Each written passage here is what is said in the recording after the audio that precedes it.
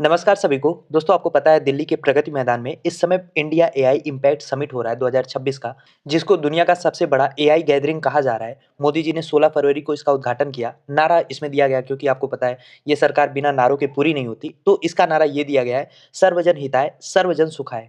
और इस AI summit को कराने के पीछे का जो मकसद है वो ये है कि हम दुनिया को यकीन दिलाएं कि एआई का भविष्य ग्लोबल साउथ खासतौर पे भारत तय करेगा।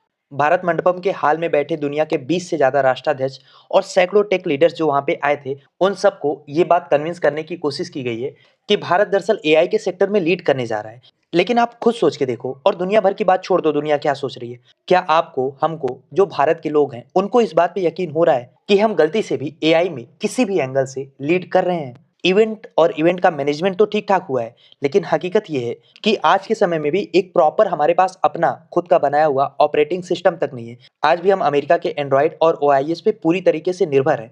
फिर हम किस तरीके से एआई की दुनिया में लीड करने की बात कर रहे हैं? और मैं यहाँ पे निगेटिव नहीं हो रहा हूँ, मैं ये नहीं कह रहा हूँ कि चलो आज हम नहीं लीड कर रहे हैं तो कल भी नहीं लीड कर सकते। एक्सपेक्टेशन रखना बुरी बात नहीं है, लेकिन उसके पीछे कोई बेस तो होना चाहिए। झूठे सपने देखना ये तो गलत बात है ना। तो आज की इस वीडियो में ये जो टेक्नोलॉजिकल हाइप बनाई जा रही है, क्या वाकई में ये एक लीप है हमारे लिए, या बस हेडलाइन को मैनेज किया जा रहा है? जो इंटरनल क्राइसिस इस गवर्नमेंट के सामने खड़ी है उसको छिपाने की, उस पर पर्दादारी की कोशिश हो रही है। क्या है पूरा मामला, आइए सब कुछ आसान भाषा में समझते हैं। एआई में हम खड़े कहाँ हैं, रिसर्च पे हम खर्च कितना कर रहे हैं, अमेरिका और चाइना कितना आगे निकल गए हैं, सब कुछ हम बहुत ही आसान भाषा में समझेंगे।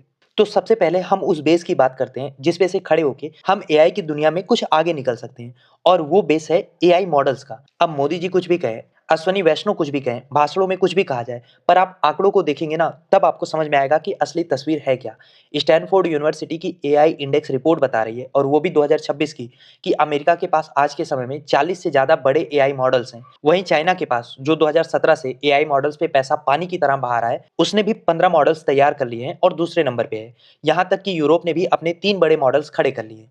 अब बात करते हैं भारत की, जिसको हर क्षेत्र में लीडर बनना है, विश्वगुरु बनना है।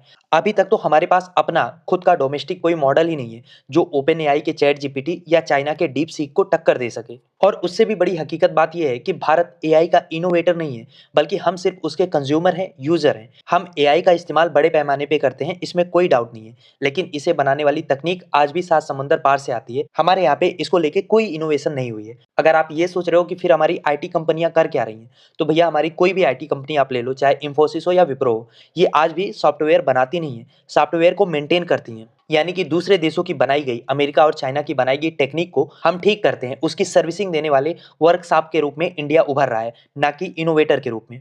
और ऐसा भी नहीं है, जो सरकार इस आयोजन को बड़े धूमधाम से कर रही है उसकी नीयत को भी आप देख लीजिए, उसके खर्च को भी समझ लीजिए। भारत सरकार ने इंडिया एआई मिशन के जरिए 10,371 करोड़ रुपए एआई के डेवलपमेंट के लिए, उसमें रिसर्च के लिए खर्च करने को कहा था, ऐलान किया था। लेकिन अभी जो बजट आया है उसके आंकड़े बता रहे हैं कि पिछले साल जो 2,000 करोड़ रुपए आवंटित किए गए थे, उनमें से केवल 800 करोड़ रुपए ही खर्च हो पाए। नतीजा क्या हुआ कि इस साल के बजट में इस राशि को घटा के 1,000 करोड़ रुपए कर दिया गया। अब ये कटौती अपने आप में एक कहानी बता रही है। क्या सरकार की मंशा है भी इस पे पैसे खर्च करने का, या पैसे की कोई कमी है, या फिर हमारे पास टैलेंट नहीं है, इकोसिस्टम नहीं है? आखिर हम एआई पे खर्च क्यों नहीं कर पा रहे हैं? वहीं आप चाइना में देखो तो चाइना की अकेली कंपनी हुआवे ने 2023-24 में आर&डी यानी कि रिसर्च एंड डेवलपमेंट पे 23 अरब डॉलर खर्च किया था। अब आप समझ रहे हो भारत कहाँ पीछे है? चाइना की एक कंपनी 23 अरब डॉलर खर्च कर रही है। हम पूरे भारत में जो बजट अलॉट कर रहे हैं उसके लिए, वो केवल 10,000 करोड़ है। इसका मतलब ये है कि हमारी, चाहे वो सरकार हो, चाहे हमारे यहाँ पे जिस तरीके का इन्वायरमेंट है, हम नज़दीकी प्रॉफिट को देखते हैं। एक लॉन्ग टर्म में सस्टेनेबल प्रॉफिट के लिए हम आज भी रिसर्च एंड डेवलपमेंट पे खर्च करने को तैयार नहीं है। और जब तक हम इसके लिए तैयार नहीं होंगे, तब तक हम कितना भी एआई समिट कर लें, ये जो रियलिटी है वो चेंज नहीं होगी, और एआई की दुनिया में हम केवल फॉलोअर, केवल कंज्यूमर बन के रह जाएंगे, इनोवेटर नहीं बनेंगे। लेकिन अगेन, जैसा कि मैंने आपसे कहा, गवर्नमेंट की ओर से दावे दावे बहुत बड़े बड़े किए जाते हैं।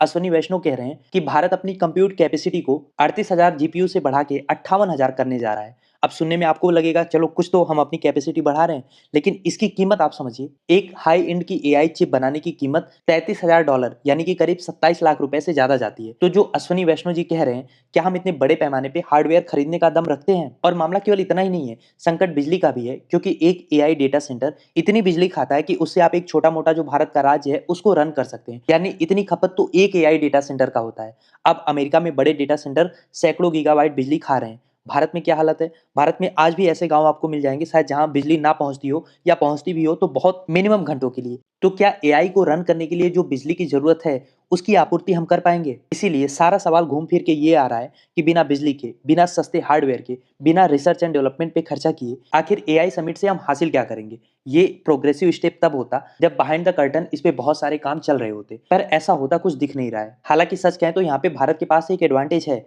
भारत आज भी दुनिया का सबसे बड़ा डेटा उत्पादक है। हर बार जब हम फेसबुक, व्हाट्सएप, यूट्यूब कुछ भी यूज़ करते हैं, उस पे पोस्ट करते हैं, तो एआई के लिए हम एक कच्चा माल जिसको वो प्रोसेस कर सकता है यानी कि डेटा पैदा कर रहे होते हैं। यानी इस मामले में भारत और चाइना दुनिया का सबसे बड़ा एआई का डेटा प्रोड्यूसर है और एआई के लिए डेटा ही उसका खाना है, उसका तेल है। लेकिन जब उसके बावजूद भी हम केवल डेटा ही पैदा कर रहे हैं, उसको प्रोसेस करने वाली मशीनें, उसका जो दिमाग है, वो अमेरिका और चाइना के पास है।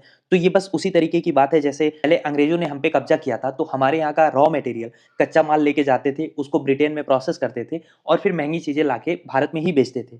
उसी तरीके से आज जो डेटा है, जो आज के लिए कच्चा माल है, उसको अमेरिका हमारे यहाँ से उठाता है, डेटा सेंटर अपने यहाँ पे बना के उसको रखता है, प्रोसेस करता है और उससे फिर नए-नए इनोवेशन लाके भारत को एक तरीके से डिजिटल गुलाम बना रहा है। और जब तक हम अपना कोई बड़ा लैंग्वेज मॉडल, अपना एआई मॉडल नहीं डेवलप करेंगे, तब तक ये डिजिटल गुलामी की जो जंजीरें हैं, वो हमें जकड़ती चली जाएँगी। और इवेंचुअली डेटा भले हमारा होगा, लेकिन उसका फ़ायदा विदेशी कंपनियाँ उठा रही होंगी और जो आज उठा भी रही हैं। अब दिल्ली के समिट में सैम अल्टमैन का आना, सुंदर पिचाई का आना, ये बहुत बड़ी उपलब्धि बताई जा रही है। लेकिन सवाल ये है कि क्या ये दिग्गज लोग भारत को तकनीक देने आ रहे हैं या बस भारत की विशाल मार्केट पे कब्जा करने आ रहे हैं? ये आपको हमको सोचना होगा क्योंकि मोदी जी का क्या है, वो इवेंट करके चले जाएँगे। इवेंट करने में उनको महारत हासिल है। फोटो शूट से सारी चीज़ें कही जा रही हैं। एक तस्वीर हज़ारों चीज़ें बयाँ कर रही हैं, लेकिन एक तस्वीर लाखों चीज़ें छिपा भी रही हैं। अब भारत मंडपम में जो एआई से बना हुआ महाभारत दिखाया जा रहा है, आकाश अंबानी प्रधानमंत्री को स्क्रीन पर एआई के करतब दिखा रहे हैं, क्या उससे भारत एआई का मॉडल डेवलप करेगा? जितना पैसा इसके इवेंट में खर्चा किया गया है, उतने में तो वाक़ई में किसी एआई मॉडल पे ठीक-ठाक काम हो सकता था। क्योंकि आज की हकीकत ये है कि विदेशी निवेशक भारत से पैसा निकाल कर अमेरिकी एआई स्टॉक में लगा रहे हैं।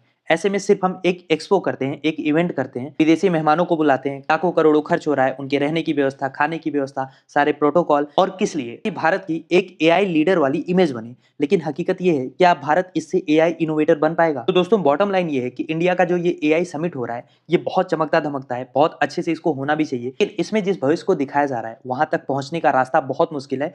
उस रास्ते पे चर्चा होना ज़्यादा ज़रूरी है, क्योंकि जब तक हम सिर्फ बाजार बने रहेंगे, जब तक हम अपनी तकनीक, अपने चिप्स, अपने ऑपरेटिंग सिस्टम नहीं बनाएँगे, तब तक हमें दूसरे देशों की धुन पे नाचना ही होगा। हम चाहे कितने भी इवेंटबाजी कर लें, हकीकत से हम मुँह मोड़ नहीं पाएँगे।